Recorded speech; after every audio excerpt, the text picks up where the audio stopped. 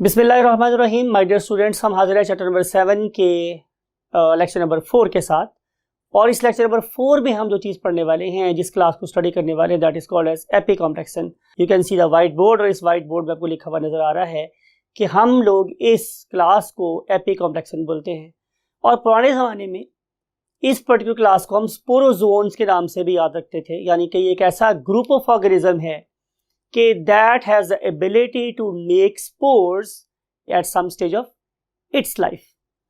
For example, ये मेरे मुंह से डायरेक्ट निकला भी इसीलिए है कि अगर आप लोग अपनी ही जिंदगी के बारे में सोचें तो आप लोग कभी शीरखार बच्चे होते हैं, फिर आपका लड़कपन स्टार्ट हो जाता है, मिसाल के फिर आप लड़का या लड़की बन जाते हैं, फिर आप नौजवान लड़का या लड़की बन जाते हैं, फिर आप एक मर्द या औरत बन जाते हैं, फिर आप उधेड़पन की उम्र से गुजरते हैं, और फिर अगर आप और आगे बढ़ते हैं तो जाहिर है आप ज़ईफ़ या बढ़ापे की तरफ चले जाते हैं, और फिर आखिरकार आप मौत प्याला पी लेते हैं।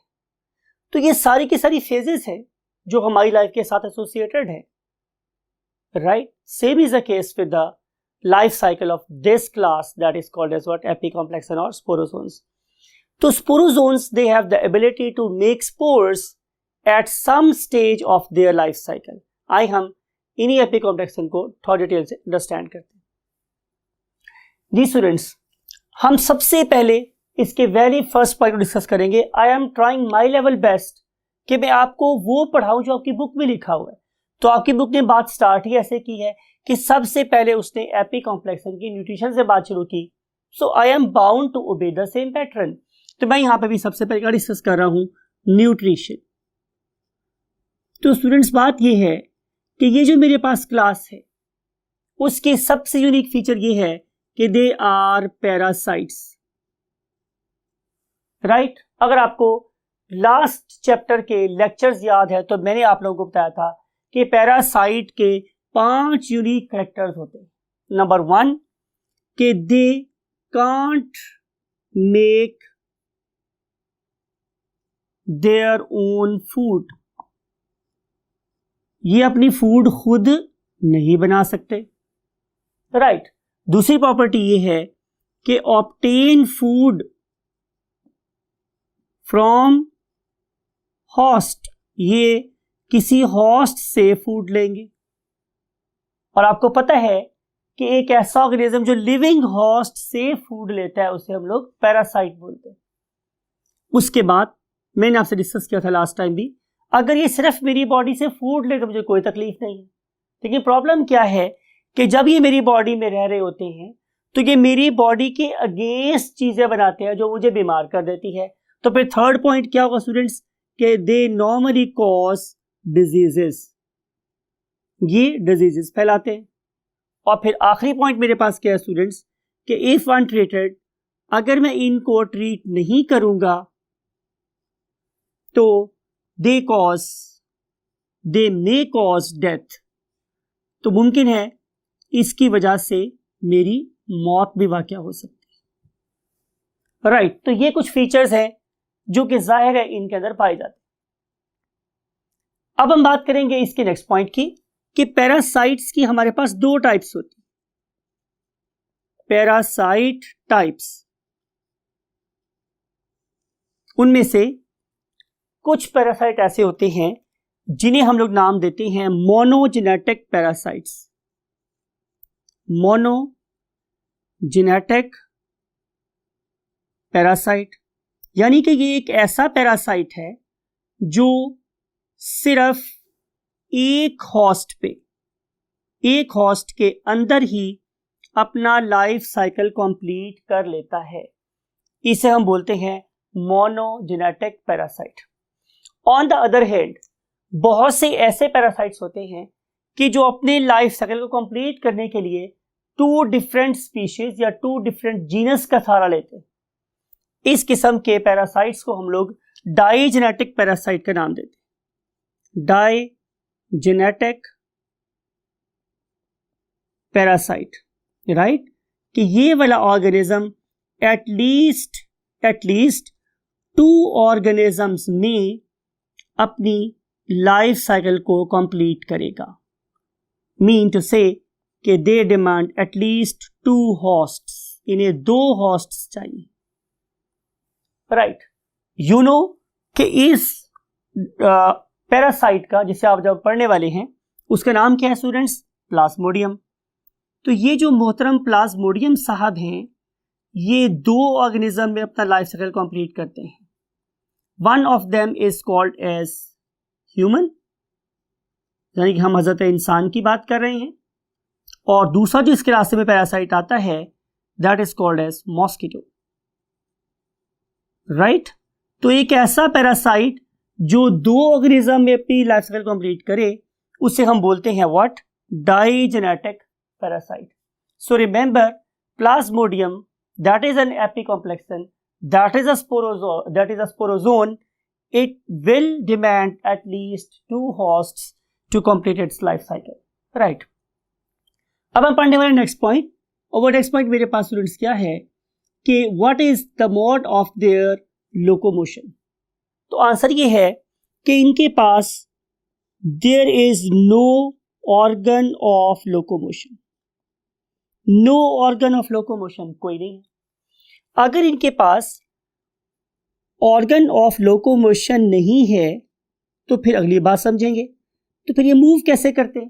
तो आंसर ये है कि बाय फ्लेक्सिंग देयर बॉडी, ये अपनी बॉडी को फ्लेक्स करते रहते हैं, राइट। और जब हम एक साइड को ज़्यादा फ्लेक्स करेंगे, दूसरी साइड को कम फ्लेक्स करेंगे तो बॉडी बेंड होगी। तो इसी की ऑल्टरनेट मूवमेंट से नॉर्मली ये मूव करते हैं into the body of the host. या फिर आप लोगों को मेरा अगर प्रीवियस चैप्टर का लेक्चर याद हो तो आपको मैंने बताया था कि एक ऐसा बैक्टीरियम कि जिसके पास कोई ऑर्गन ऑफ लोकोमोशन नहीं होता, वो होस्ट की बॉडी में डिस्ट्रीब्यूशन के लिए किसका मोहताज है? जाहिर है उसी के ब्लड का, उसी के बॉडी फ्लूइड का मोहताज है, राइट। तो ऐसा भी हो सकता है कि ये मूव करते हों by means of body fluid of the host, body fluid of the host, ऐसा भी पॉसिबल है, राइट स्टूडेंट्स। तो ये है बातें इसकी लोकोमोशन के बारे में। हम ऑलरेडी डिस्कस कर चुके हैं नंबर ऑफ होस्ट के बारे में कि अगर मेरे पास एक होस्ट हो तो वो मोनोजेनेटिक, और अगर 2 होस्ट रिक्वायर्ड हो तो अब उसे डाइजेनेटिक पैरासाइट का नाम देते हैं। अब हम जिस एपिकॉम्प्लेक्सन की बात करने वाले हैं, जिस स्पोरोजोन की बात करने वाले हैं, जाहिर है मैं डिस्कस कर चुका हूं कि उसे हम बोलते हैं what? Plasmodium. And plasmodium is basically pathogen of a very famous disorder that is called as malaria. कहा जाता है कि दूसरी जंग अजीम में इंसान 2 चीजों से लड़ रहा था, या इंसानियत 2 चीजों से बरसरे पैकार थी। उनमें से एक था गोला बारूद, राइट। इंसान दूसरे इंसान को गोला बारूद से मार रहा था, और दूसरी जिस चीज से इंसान लड़ रहा था दैट वाज मलेरिया। मोरख लिखते हैं, तारीख लिखती है कि शायद उतने इंसान गोला बारूद से ना मरे हों जितने इंसान इस मुजिम मर्ज से मरे थे जिसका नाम था मलेरिया, राइट। उस पर्टिकुलर पैरासाइट का नाम क्या था स्टूडेंट्स? Plasmodium, right. अब इस प्लाज्मोडियम के हम लाइफ साइकिल को स्टडी करेंगे।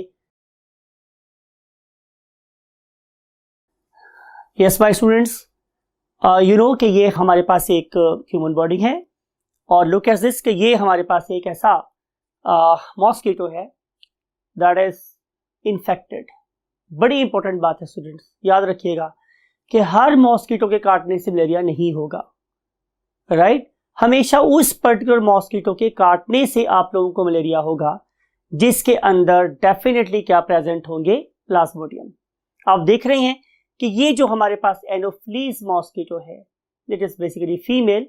आपने ये वाली बात भी याद रखनी है स्टूडेंट्स, 1 नंबर का क्वेश्चन आप लोगों को आ सकता है कि ये जो एनोफ्लीज मॉस्किटो है इसका मेल फ्रूगीवोर होता है, यानी कि ये प्लांट के सेल सैप में से फूड लेता है। लेकिन जो इसी पर्टिकुलर जीनस की स्पीशीज की फीमेल है, ये बेसिकली सक करती है human blood. It is a kind of Dracula, right. तो जो ड्रैकुला किस्म की हमारी एनोफ्लीज फीमेल है, इसकी मैं बात कर रहा हूं कि नाउ यू मे से इट कि अब ये इंजेक्ट कर रही है इस ह्यूमन बीइंग की बॉडी में एक खास स्टेज, किस चीज की? प्लाज्मोडियम की। उसका नाम क्या होता है student? Sporozoite.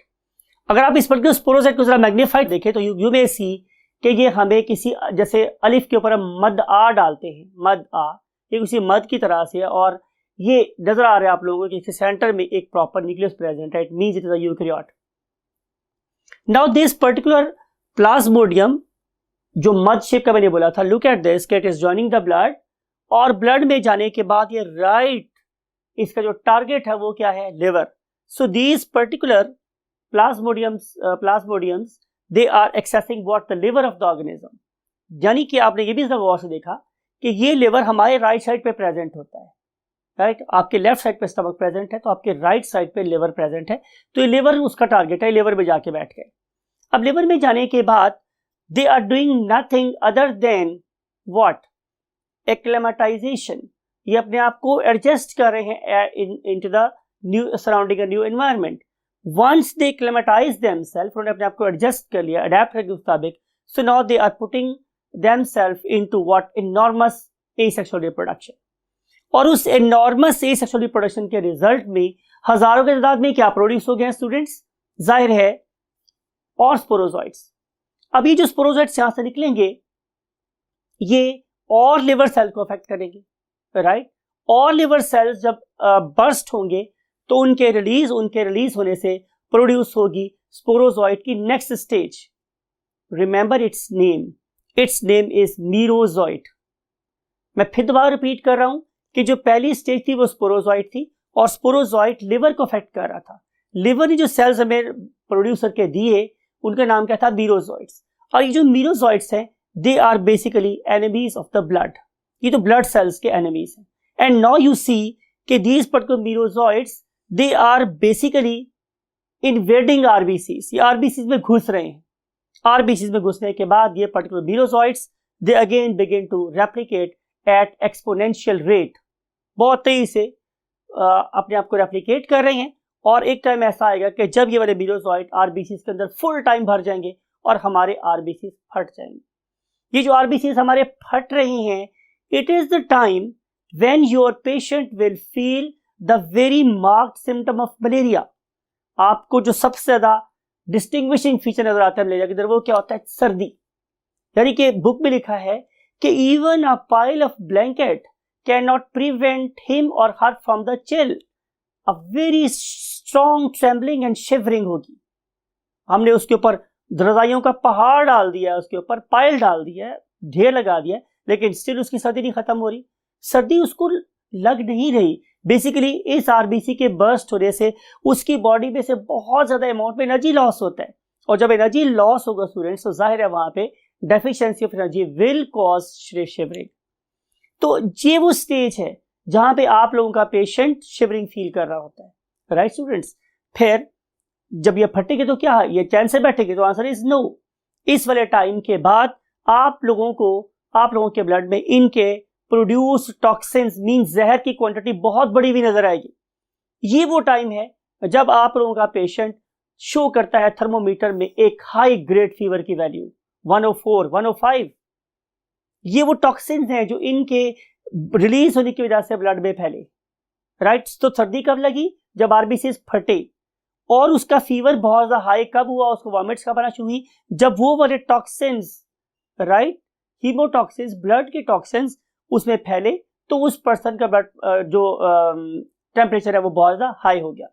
A time will come कि जब ये टॉक्सिन्स डाइल्यूट हो जाएंगे, डाइल्यूट होने के बाद पेशेंट विल फील कि मैं बिल्कुल ठीक हूं, लेकिन ऐसा नहीं होगा। रीजन इज कि लुक एट दिस कि ये वाले मीरोजोइट्स दूसरे आरबीसीज को पकड़ के बैठ गए हैं, राइट। तो वो वाला हाल जो पहले वाले आरबीसीज का हुआ था वही इन बाकी आरबीसीज का भी होगा। तो फिर ये वाला पेशेंट सेम उसी फेज से गुजरेगा, इससे फिर वैसे ही चिल होगी, और टेम्परेचर नोट करें तो टेम्परेचर आफ्टर सर्टेन टाइम बहुत ज्यादा हाई हो जाएगा, नॉजिया होगा, वॉमिटिंग होगा, हेडेक होगा, ब्ला ब्ला ब्ला, राइट स्टूडेंट्स।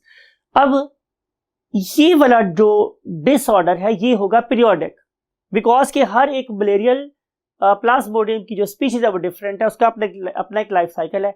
हर एक जो प्लाज्मोडियम की स्पीशीज है वो अपने स्पेसिफिक टाइम के ऊपर ही क्या करेगी, हमारे आरबीसीज को बर्स्ट करेगी, उन्हें फाड़ेगी, तो उस टाइम पे वो दोबारा सिलसिला रिपीट होगा।